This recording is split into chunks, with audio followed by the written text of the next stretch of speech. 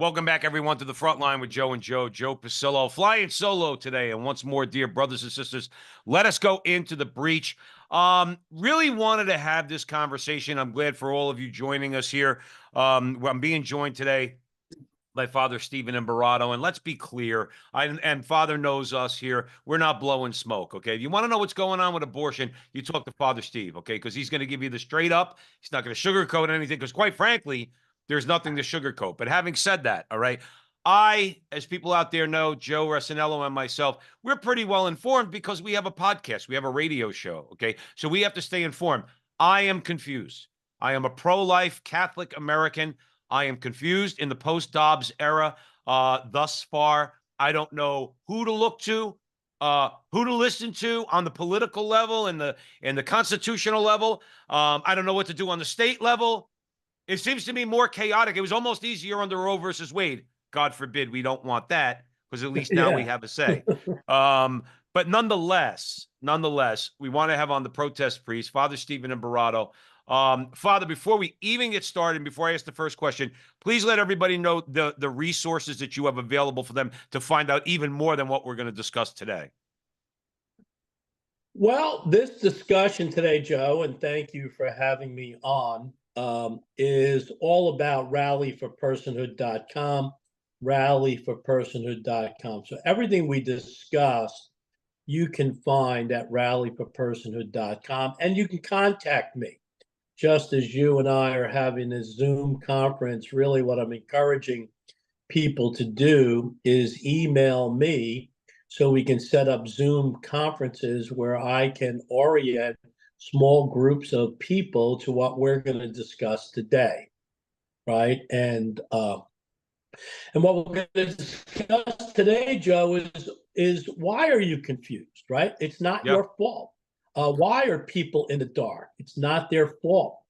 Where are we now in the Dobbs era, right? People seem to be actually not just in the dark or confused, they are actually being led down the wrong path. So, Joe, if you indulge me, can I read you the pertinent line out of the 14th Amendment? Right. And then I really think if you get your mind, and if everybody listening, watching gets their mind around this, I think that the confusion will go away. The darkness will become light, and you'll start saying, wait a second, what is really going on here? Right. So this is what and let me put this in context. The 14th Amendment starts off describing persons who are citizens, right? All persons born or naturalized in the United States and subject to the jurisdiction thereof are citizens of the United States and of the state in which they reside. And no state shall make or enforce any law which shall abridge the privileges or immunities of citizens of the United States. So now people are under this false misconception that the 14th Amendment only pertains to citizens, because that's how the amendment starts. But then the next line is key, because it now switches gears and says, nor. So besides what we just talked about in terms of citizens, we're going to talk something else here.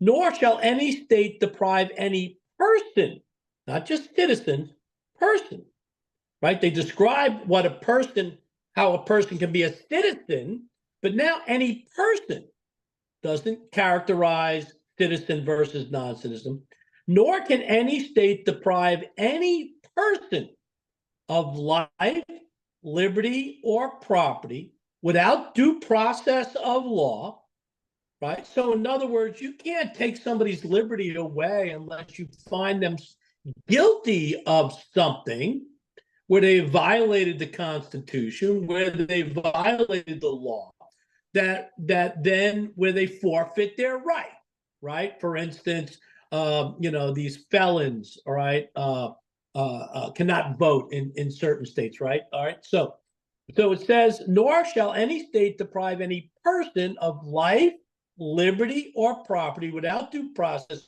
nor deny any person within its jurisdiction the equal protection of the law. All right? Right. Any person. So the question becomes, what is a constitutional person? Now, at the time of the 14th Amendment, again, this is all at the website, rallyforpersonhood.com, Josh Craddock, Robert George, constitutional expert after constitutional expert, Hadley Arks, all talk about how at the time of the 14th Amendment, person always included children in the womb. When Ohio passed the 14th Amendment, they specifically talked about that. Judicial history of the United States, and Josh Craddock lays this out, that always, once life was detected in the womb, life was protected. Right. Okay. And if you look at, let's take a recent situation where in Arizona, the Supreme Court recognized an 1864 or 1865 law in Arizona that gave full rights, constitutional rights to babies from conception. Babies Let me cut you off. womb. That's what they're trying to, there's a proposition. I'm in Arizona. There's a proposition on the ballot in a month that will undo that and basically make the law in Arizona what it is in New Jersey, California, New York, and the rest. Go ahead, brother.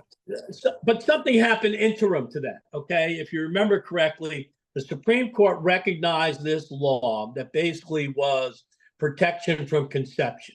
Right. And then if you remember, your legislature, both houses of your legislature by one vote, all right, tossed away that law.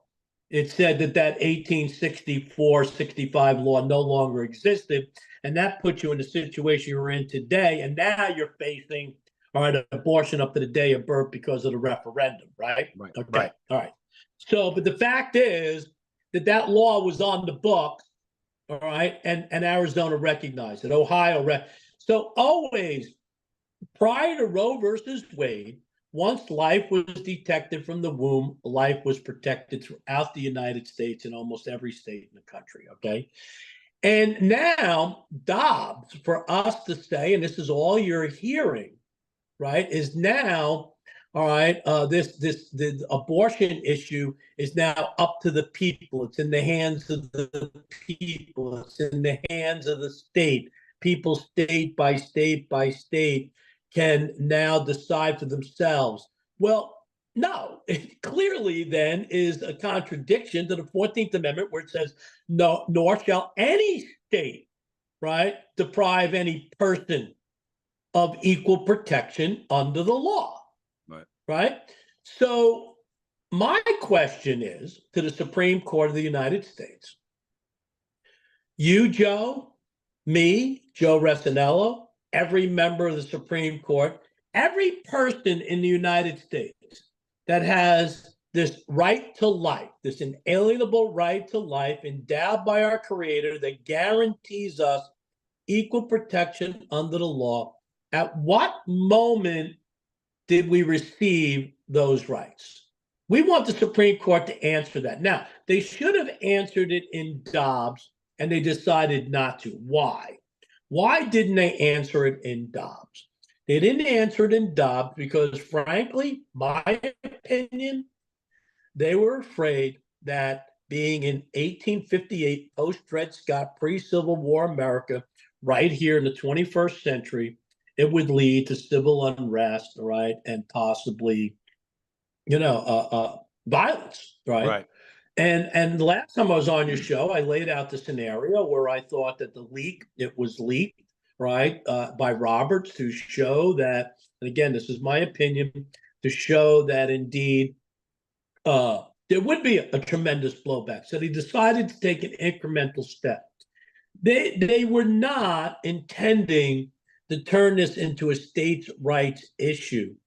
They sent it back to the states to create the national debate that existed in 1858 over slavery.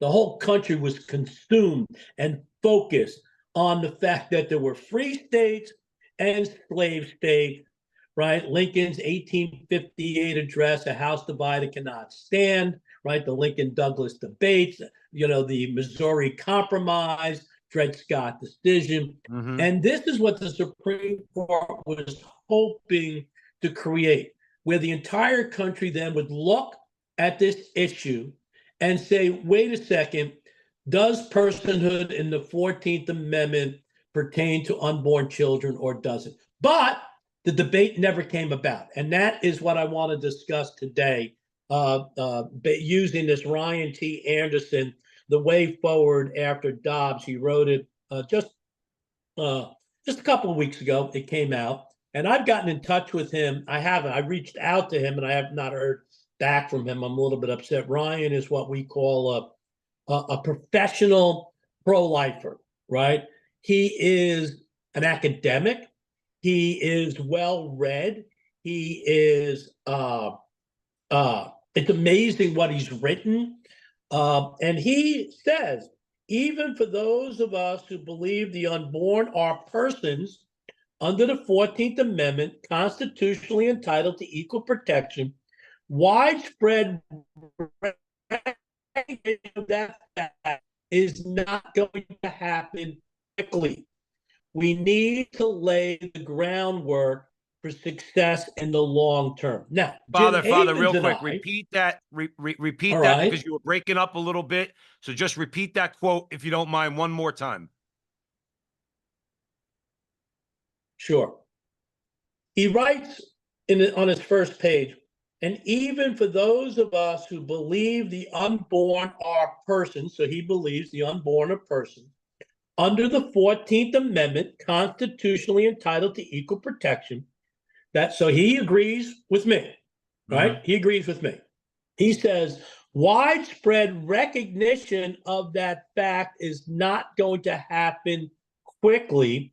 We need to lay the groundwork for success in the long term. Okay. And my response is, why not? Why is it going to happen quickly? Right? Why is it going to be long term? Why should we wait another 50 years? Right? I mean, the reason why the Supreme Court's not taking a personhood case is because nobody is demanding the Supreme Court answer the question that I just posited. Nobody's demanding it. Not one major player in the mainstream corporate pro-life movement is demanding the Supreme Court answer the question that I just put out there. And that, in essence, is the problem. Why you're confused, why you feel you're in the dark, why we think it's a states' rights issue, right? And for some reason, they think that just because it took 50 years to overcome Roe versus Wade, that it's going to take another 50 years to implement or recognize the 14th Amendment for the preborn. And I'm saying, no, it can happen in a matter of weeks or months with the ability that we have. And this whole article is predicated on the fact that, we need to educate people. Well, we have Lila Rose, Kristen Hawkins, Margie Dannenfelser, Frank Pavone, Abby Johnson, Sean Carney, Lauren Mazuka, people I pray for every single day that they will awaken, unite, and start focusing in on this issue, rally for personhood, all right, and start educating pro-lifers that this is not a states' rights issue. Your inalienable right to life, my inalienable right to life, is not predicated upon nor derived from any state legislature or the will of the people. Right. And we are in a perfect, because he goes on to talk about the fact that we're 0 for 7 in these abortion referendums. You have this abortion referendum now. Up to 13 states are now in the middle of this. Florida, where I am, we're in the middle of this. These are teaching moments in 13 states, 20 if you want to count the ones that we've lost, right? Where we can just say, wait a second. These amendments, these referendums are unconstitutional because no state has the right let me finish. No state has a right to allow a group of persons in their state to vote on whether another group of persons in the state can be murdered or not. Right? Or am I Yes. misinterpreting what I just read to you? No, no, absolutely not. But I guess I don't want to keep you all day, but I have several questions. One of which is this: put it like this. I do believe that someone somehow is going to answer those prayers, or God's going to answer those prayers, and someone is going to file a lawsuit, maybe here in Arizona, maybe in Ohio, and force this to the Supreme Court. Because I'm assuming that that's what you want to see happen: a legal action on the part of one of those groups or all of those groups to say, okay, Arizona, or just use Arizona. Arizona just passed their legislation. They want to enshrine in the Constitution abortion up to the moment of birth. Challenge that to the Supreme Court and force those justices to have to make a decision that you and I and Joe spoke about months ago, which is personhood. That was the question, not Roe versus Wade. But here's after my little rant. Here's my question, Father. And if you're just joining us here at the Frontline with Joe and Joe, Father Imbarrato is joining me. We're talking about post-Roe America. I'll lay it out to you this way, and I'll throw it right back to you. The reason why the NRA is powerful is because they have a will to protect their Second Amendment rights. I don't see a will on the part of many people who call themselves pro-life to do the same damn thing when it comes to abortion and protection under the 14th Amendment. That's my view. I don't see a political will to do that. Am I wrong? Am I right? Do you agree? No, you're absolutely right. And that's why Jim Havens and I are not focused. We are trying to create a grassroots movement to educate the average pro-lifer. But what we're really doing is confronting Lila Rose, who has 7 million followers, Margie Dannenfelser, Frank Pavone. The people that I named in the pro-life movement, all right, can contact overnight, 2-3 times overnight, every single pro-lifer in the country. They have the means, the ability to influence the USCCB, the Republican Party, the conservative movement. They have the means, they have the resources, they have the ability. Why are they not trying to influence or educate the people? And they all say that they're all about changing hearts and minds. They're all about education. That's what they say.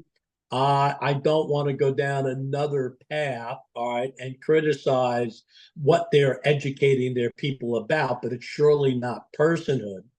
But while we're trying to create this grassroots, as a matter of fact, Jim is going to Notre Dame next week, University of Notre Dame. There is actually an equal protection under the 14th Amendment conference. But they're talking about an amendment, right? And I think that that is what Ryan T. Anderson has in his mind, another amendment. But why do we need another amendment when we have the 14th Amendment? We don't need a law. We don't need an amendment. What we need is a court case. And the Supreme Court's not going to take a court case if the people are not demanding them take a court. There's plenty. We don't need to file suit, although I believe that every state that's had one of these referendums, all right, should file an injunction, should file a motion to have the referendum overturned, all right, and try to force it to the Supreme Court. But the Supreme Court can deny taking any of these cases. They can decide who they want, what they want to take, what they want to rule on. And they're not going to risk the abolition of abortion through constitutional personhood unless there's a groundswell, a demand, a clamor for it. You remember the first time I was on your show, I think we talked about the presidential executive order on personhood, where Yes. I convinced Trump to sign a presidential executive order on personhood. The purpose of that was not necessarily to abolish abortion, Trump abolishing abortion. It was creating a scenario through a presidential executive order where the Supreme Court, then 5-4, not 6-3, would be forced to rule on that presidential executive order and decide whether it was constitutional, whether personhood did exist in the 14th Amendment, etc. He made a decision to wait term. Now, that was a huge mistake. Now we've seen his whole mindset has changed over this issue, and we don't see the mainstream corporate pro-life movement doing anything to influence Trump back in the direction that he was in his first term. Although there is a school of thought that is saying, because you remember a couple of times he said, first we have to win. First we have to win. And he believes that he needs to take this wishy-washy position on abortion, all right, to overcome the Democrats' primacy in terms of using this issue as their winning issue, right? But there's no guarantee that once he becomes president, he's going to revert back to where he was before, Right. unless the mainstream corporate pro-life movement, everybody rises up and demands, all right, that he answer the simple question, that the Supreme Court answer that simple question, right? Under the 14th Amendment, when do we obtain our constitutional rights? I mean, that's Right. it. It's a simple. I was on the phone not 4 months ago with a constitutional lawyer, right? And I presented that question to him. I said, correct me if I'm wrong. I think his first name was David. I said, correct me if I'm wrong. Is it that simple, or am I missing something? Is it as simple as we just want the Supreme Court to answer? He goes, Father, it doesn't get any simpler than that. The way you laid it out is as simple as it gets. We want them to answer that question. They're unwilling right now to answer that question, take a case that forces them to answer that question. And I believe the key that opens up the door is convincing Lila Rose and all the other people that I mentioned to day in and day out on social media, emails, every means they have at their disposal to educate the average pro-lifer like you, right? Like the people who are confused, who feel they're in the dark, who think it's a states' rights issue, to just lay it out as I laid it out, all right? And then say, all right, let's start getting in touch with the Supreme Court. Let's start crying. Let's start banging the drum, clanging the gong, all right? Let's go back to where we were in 1858, right, where we were demanding that every state be a free state. We're demanding that. If you notice, in the debate the other night, and Jim Havens and I just did a radio show on the fact that Tim Walz, the vice presidential candidate for Kamala Harris, he even said this situation where we have states that are abortion states and states that have no abortion, that can't remain. That can't remain. Equal protection under the law. And that's why Kamala Harris and I want to codify abortion so it's free in every state, and every woman can have an abortion in every state. Well, we should be applying that same mindset because we have the 14th Amendment. Abortion's unconstitutional according to the 14th Amendment, right? We're denying the constitutional rights of the preborn, and we're mass murdering them. Let me ask you a quick question, because it's something I thought and I could be wrong. On the political level, I find because Trump kind of pivoted to the, like, if you want to call it the middle, and he was using different language than he did in his first term about abortion. But my response, or the way I was hearing it, was, okay, she's accusing him of wanting to impose a national abortion ban. They're going to codify it in federal law. According to Dobbs, neither one of them would be able to do that. Am I correct? Now, again, on a political level, or on the level of sending it back to the states, that's kind of a fallacious argument on both sides, because neither one would survive. Neither one would survive judicial scrutiny, because in Dobbs, they sent it back to the states. So really, correct me if I'm wrong, Father, they couldn't do anything on the federal level. Am I correct? Yes. And actually, I said, you remember when Biden, okay, so let's look at it in the context of a 6-3 Supreme Court, potentially 6-3 Supreme Court. You remember Biden said, all right, that if I win re-election, when he was early on in his campaign, all right, I will have the Senate and the House pass unrestricted abortion, and I will sign that bill, and we will codify Roe versus Wade, right, throughout the country. And I said back then that the fallacy in his thinking is, at that point in time, all right, somebody, all right, would make a motion and try to get an injunction against that law in violation of the 14th Amendment. The Supreme Court would say, no, it's unconstitutional based on the 14th Amendment. And that is really how God works, right? He snatches victory out of the jaws of defeat, right? And how ironic that would be. But the other side knows. And the Supreme Court is a political animal. They're accusing the Supreme Court of being political. They want to stack the court, or they want to eradicate the court. They want the majority in the Supreme Court. So if that time comes when they pass that type of federal law, the Supreme Court will rubber stamp it. Right. Right. That's why our window is closing. This whole idea that we can wait, this whole idea that he's talking about, the long term, it's not going to happen quickly. It's got to happen quickly. It may not happen at all, Right. because the other side knows, they know what their Achilles heel is, and they know that if they take control of this government, all right, that it's the Supreme Court and it's the Constitution, it's their Achilles heel, and they'll do what their best to eradicate it and constitutionalize abortion by hook or by crook, even if it's not legit.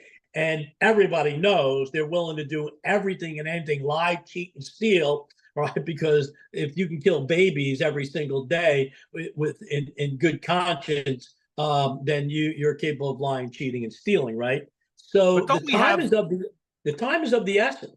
Don't we have? I mean, like, and everybody you mentioned that you pray for, okay, obviously I follow all of them and see what they're doing. What I would say to them, if I could shake them by the lapels, is say to them, look, forget about Roberts, okay? Just leave him aside for a second. I'll give you an unthinkable scenario.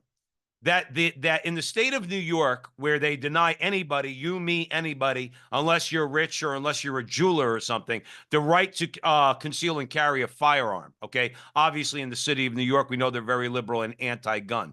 That case got challenged, went to the Supreme Court. The Supreme Court said, you can't do that.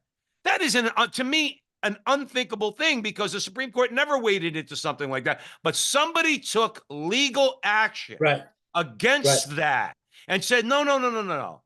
Forget about Roberts, okay? He might as well be on the other side, except for certain corporate decisions, okay? But we have 5 Supreme Court justices, okay, that are willing to say, even in a case like that, where the unthinkable, you could conceal and carry in New York City because the Supreme Court said so.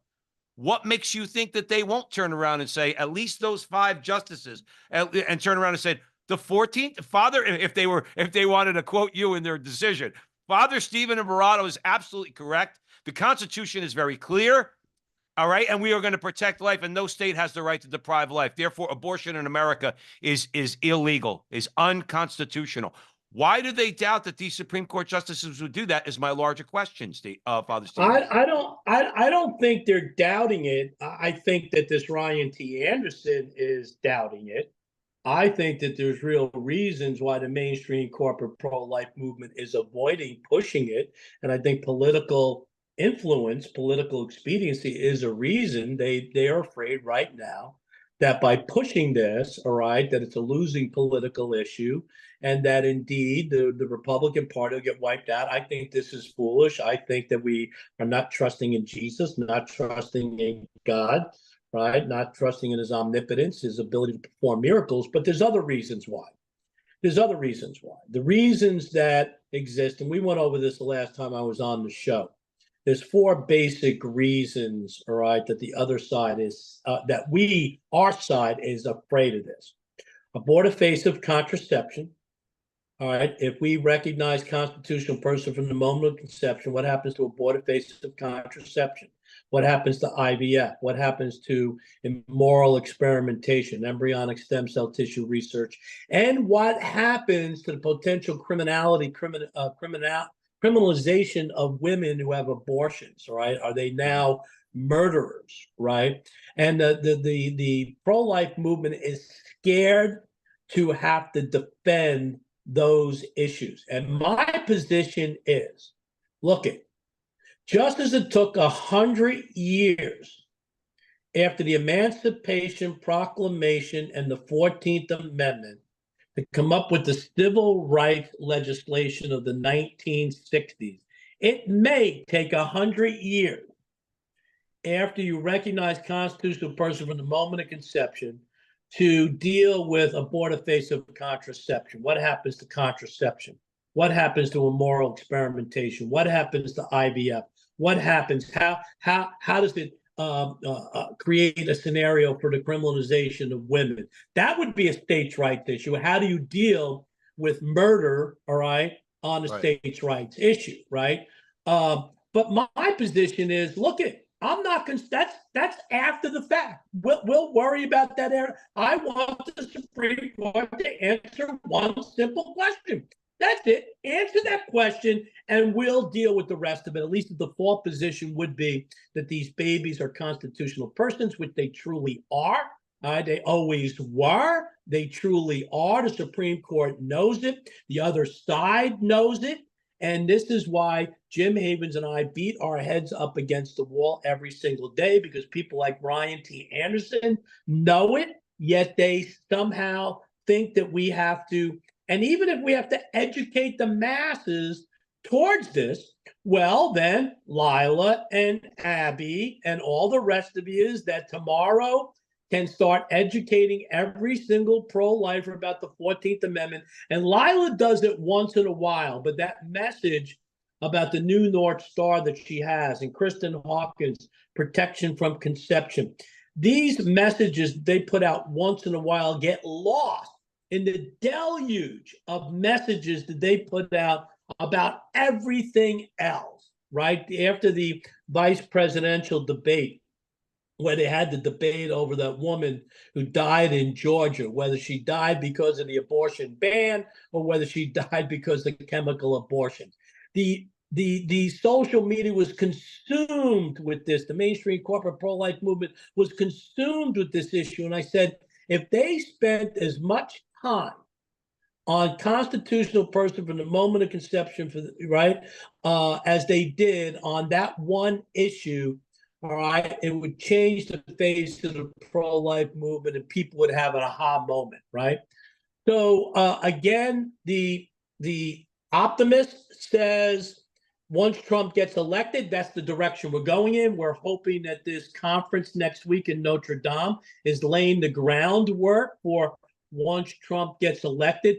That will be our focus. We'll rally around personhood and focus and demand Trump finally end it. I'm not optimistic that's really what's going on, because they talk about an amendment. It will. If Ryan T. Anderson's talking about an amendment, it's going to take 50 years. It's going to take but we don't need it. Why do you need an amendment? I mean, in 1858, post Dred Scott, pre-Civil War America, I always say that the difference between 1858, post-Dred Scott, pre-Civil War America, and today is, number one, their issue was slavery, our issue is abortion.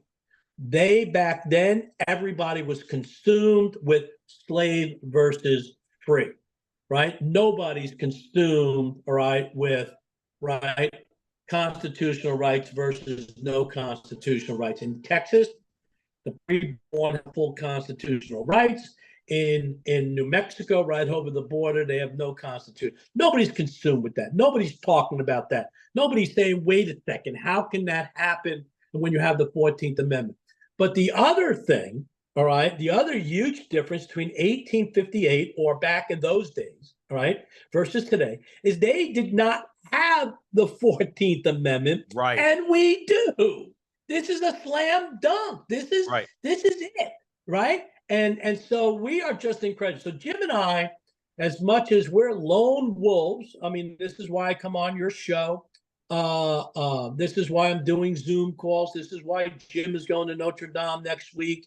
We're lone because we just feel Mother Teresa said, look, we're not called to be successful, we're called to be faithful. We are called to proclaim this message in season, out of season, right? According to Evangelium Vitae, right? Exalt, control, right? And that's what we're going to do.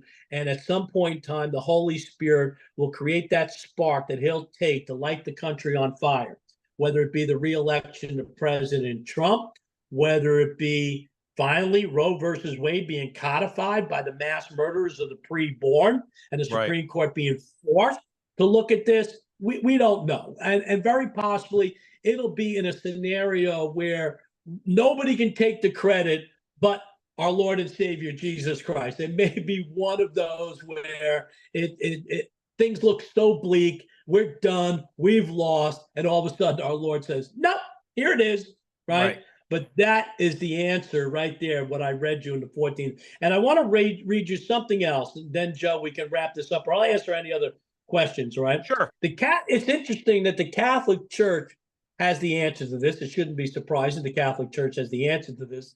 And the answer is so succinct. The answer is so simple. It's memorable. You can memorize it, right? But the majority of the Supreme Court is Catholic. The overwhelming majority of the leaders in the pro-life movement are Catholic. You look at how many leaders in the Republican Party are Catholic. You have the USCCB, right? And the conservative movement, how many Catholics? Candace Owens just became Catholic, all right? All right, so now remember the question. When did you, me, the Supreme Court, every single person in the United States, all right, when did we receive the constitutional rights that are enumerated in the 14th Amendment? That's a simple question we want answered. Here's Catechism 2270, right?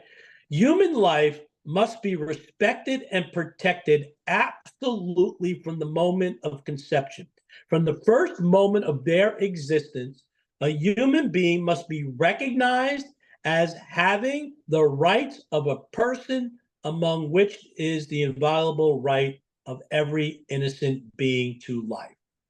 So isn't that interesting how clear it is, how simple it is if you look at the 14th Amendment, and for you Catholics out there, all right, 2270 in the Catechism, and somehow we're nowhere close to just screaming this at the top of our lungs, all right, until finally we're saying, okay, we get it, we get it, we get it, all right, yes, all right, this is the way it's got to be.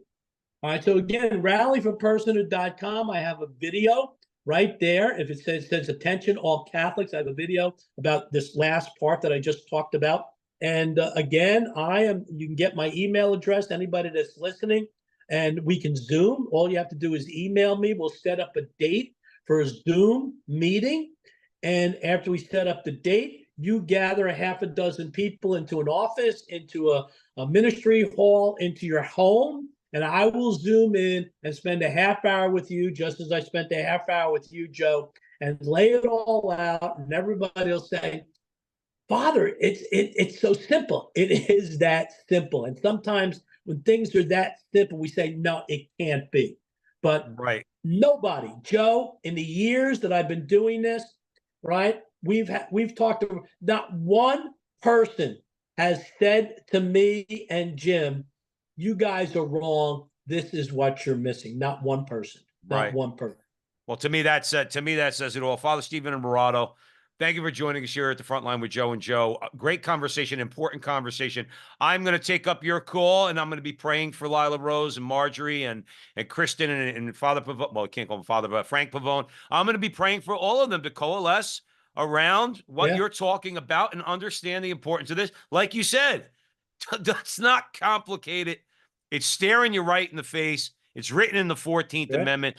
How about we have the same will that our enemies do when it comes to fighting this? Same act of our will, both as individuals and our political will, and make it happen. Father Steve, as always, I'm going to share this all over the place. I'll share it with you later on. I ask everybody out there, hey, share it. Tag Kristen, tag Lila, tag all of them on X. It'll be on X, and share it in their comment box. We should all be, not in a negative way, we should all be coming together around what Father Stephen said, around the 14th Amendment. Thank you for joining us here at the Frontline with Joe and Joe. Please share this video once again, and remember, until the next time, our conversation is yours.